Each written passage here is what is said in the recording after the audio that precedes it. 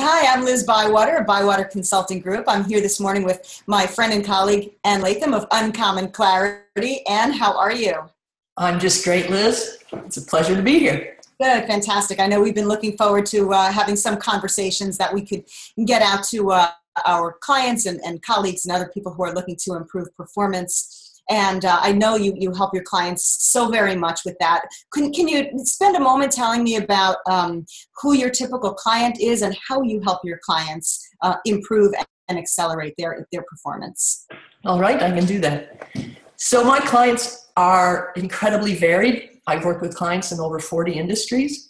Wow. And it turns out that everybody needs what I provide, which is greater clarity, helping people get more effective, more efficient in getting things done.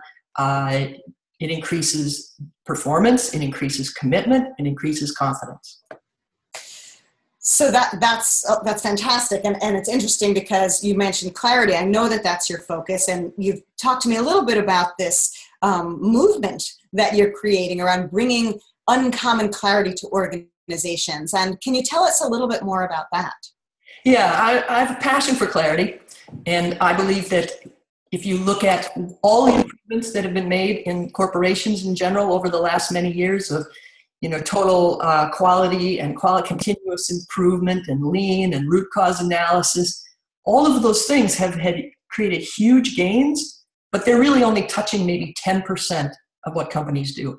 The other 90%, we're still doing just really badly. I mean, this is all the planning, the budgeting, the meetings, the reporting, the email, the communication.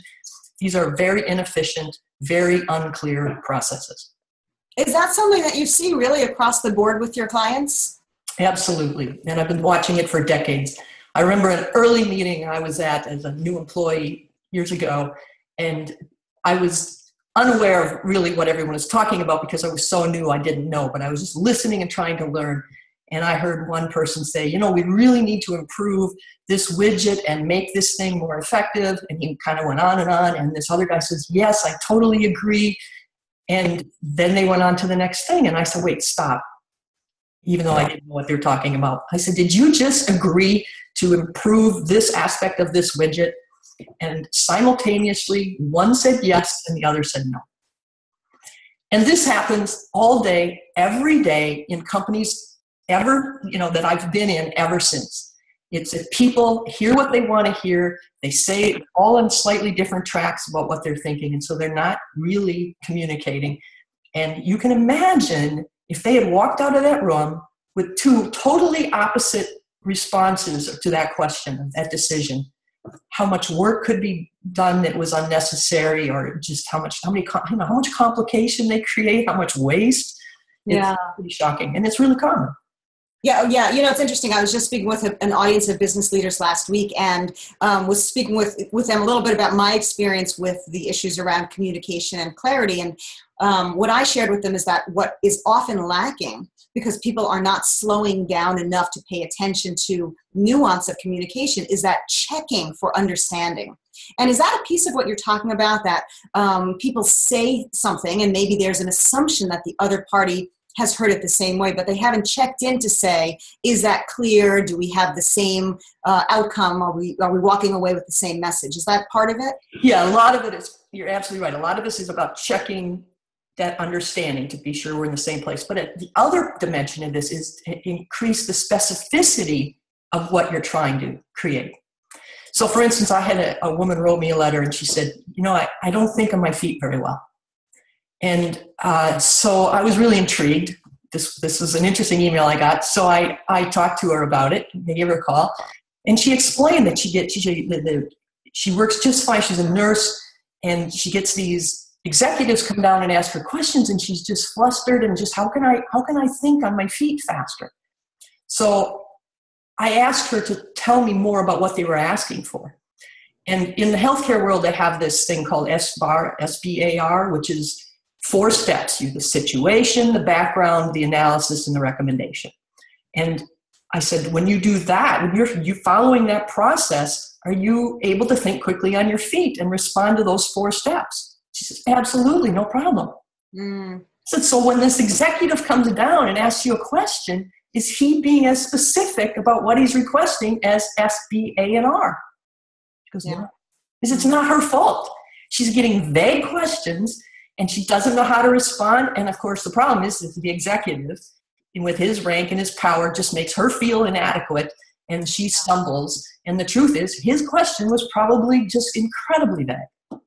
Well, so Anne, can you tell us, real briefly, if one is in that situation where the problem is that the person conveying the information or asking the question is not being clear enough, what do you do in that situation? You can't control somebody else's style of communicating.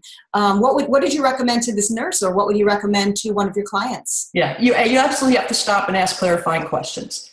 So, are you looking for, do you want to know what's going on right now? Do you want to know what I recommend? Do you want to know what next steps? Do you want to know what we've already done? So ask those clarifying questions and make that clear before you just try to say something that might satisfy him.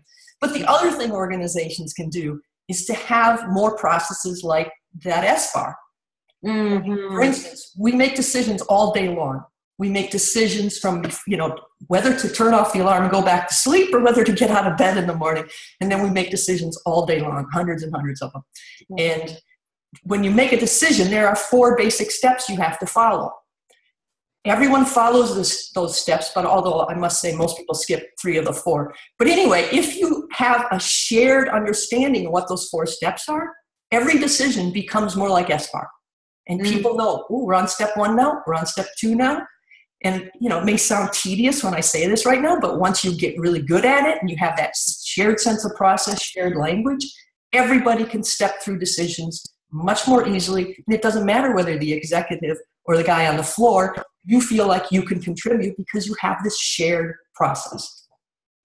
It's so interesting hearing you talk, Anne. First of all, this is such useful information. And it's interesting to me because it really resonates with my concept of slow down to speed up. Yes. That if you take the time to create a set of norms, a process, a procedure that everyone understands and uses in the same way, it actually accelerates your results in the long run and probably gets you a much better outcome. Absolutely. Yeah, absolutely. Yeah. It will definitely speed things up, and it creates so much greater commitment and confidence as well. So everyone, and I really think this is important, is that this, going back to this image of this woman who feels inadequate because the executive asks her a vague question. But give her a clear process like SBAR or like the 4 steps of decision making, and she can chime right in with confidence every inch of the way. So you get more out of all your employees as well. That's great, Anne. Well, this is fantastic. I really appreciate you taking some time and sharing some of your thoughts and your wisdom. How can people learn more about you and potentially find a way to work more directly with you? Sure. One thing, you can go to my website, uncommonclarity.com.